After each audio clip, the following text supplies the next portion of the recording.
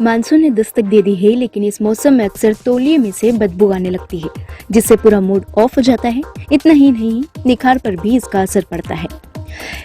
ऐसा इसलिए क्योंकि गीले या नमी वाले तौलिए में बैक्टीरिया पनप जाते हैं। इस वजह से त्वचा संबंधित परेशानी की संभावना बढ़ जाती है।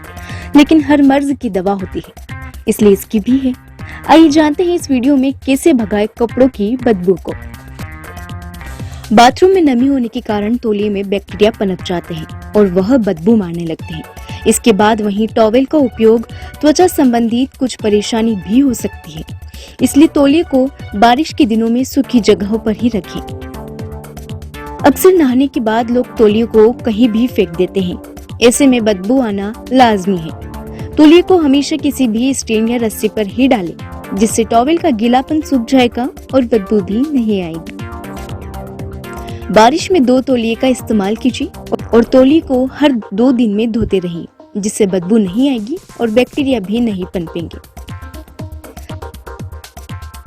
बारिश के सीजन में कपड़े अगर नहीं सूखते हैं तो आप उन्हें पंखे की हवा में सुखा लीजिए।